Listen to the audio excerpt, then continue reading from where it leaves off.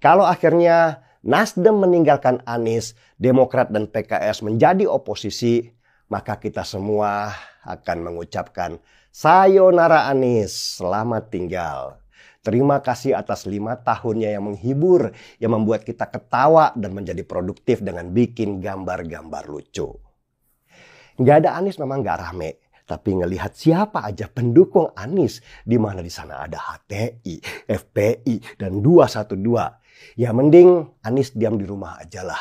Seruput kopi sambil baca buku berjudul Kegagalan adalah Sukses yang Tidak Pernah Datang.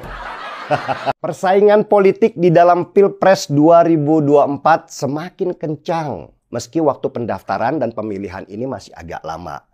Tetapi menarik melihat bagaimana mesin politik bekerja dan bagaimana pertandingan strategi-strategi dikeluarkan dari berbagai kubu yang berlawanan.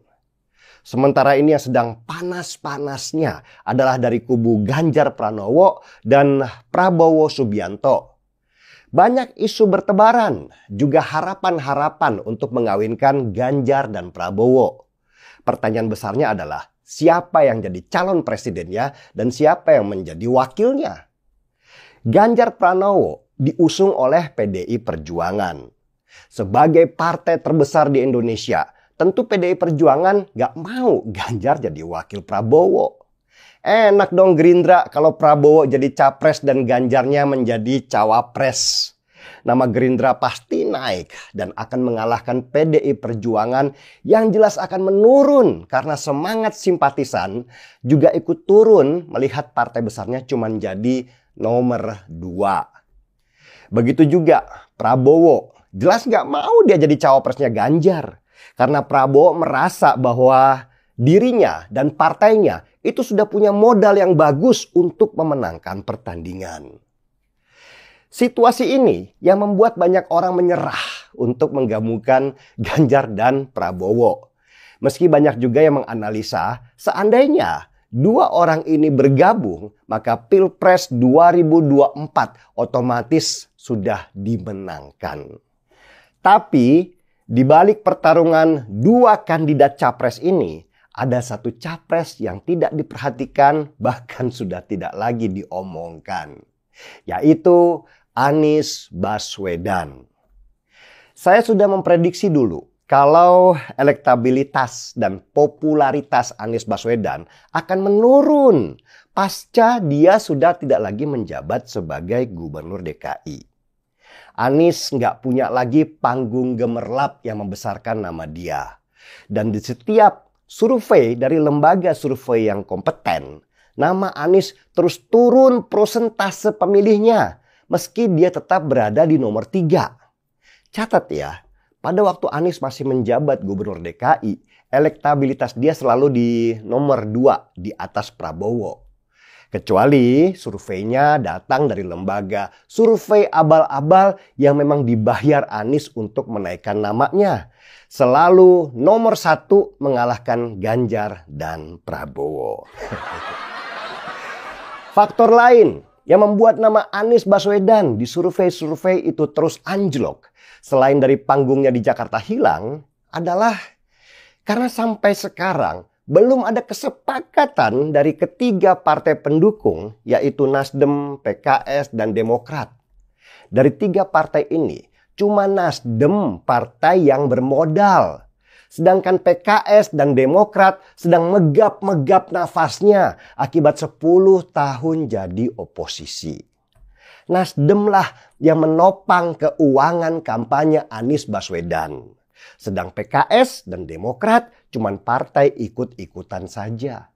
Mereka hanya menjual persentase suara mereka di DPR kepada Nasdem untuk memenuhi kelayakan mencalonkan seorang presiden.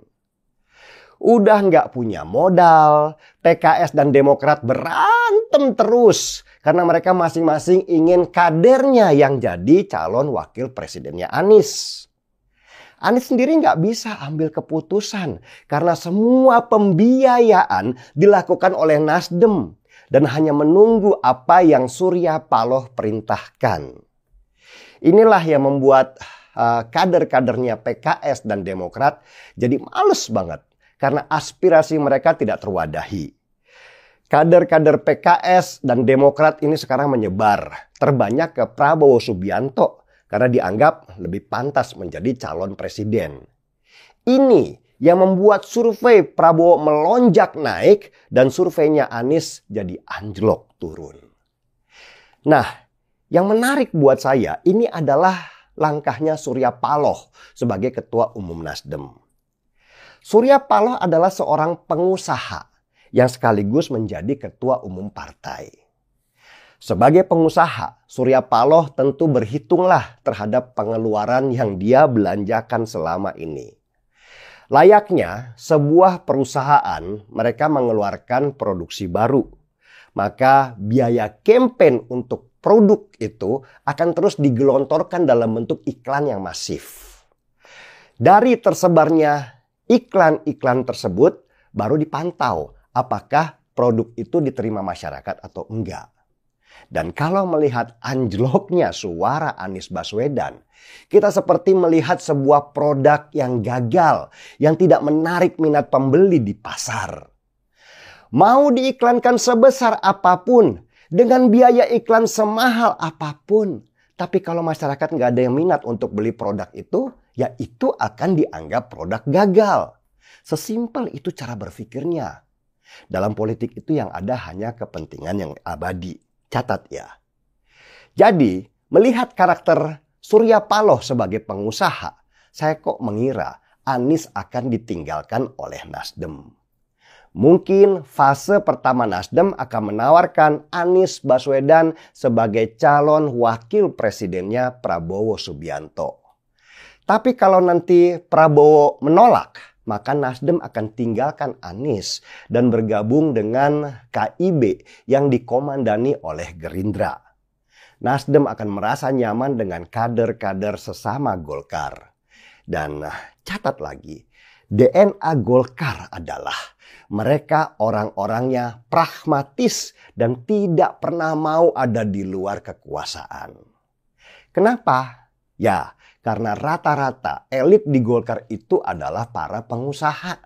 Mereka pasti akan main dua kaki untuk mengamankan usaha mereka. Karena bisnis itu jauh lebih penting dari politik manapun juga.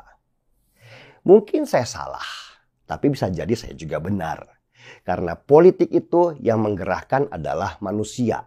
Dan manusia itu selalu punya karakter-karakter yang setiap pengambilan keputusan mereka tidak akan jauh dari apa yang pernah mereka lakukan. Kalau akhirnya Nasdem meninggalkan Anies, Demokrat dan PKS menjadi oposisi, maka kita semua akan mengucapkan sayonara Anies, selamat tinggal. Terima kasih atas 5 tahunnya yang menghibur, yang membuat kita ketawa dan menjadi produktif dengan bikin gambar-gambar lucu. Nggak ada Anies memang nggak rame, tapi ngelihat siapa aja pendukung Anies, di mana di sana ada HTI, FPI, dan 212. Ya mending Anies diam di rumah aja lah, seruput kopi sambil baca buku berjudul Kegagalan adalah Sukses yang Tidak Pernah Datang. Saya doakan Anies Baswedan tetap capres 2024. Biarlah 3 orang capres, Anies, Prabowo, dan Ganjar Pranowo. Biar seru. Ya, nggak ada Anies, nggak rame.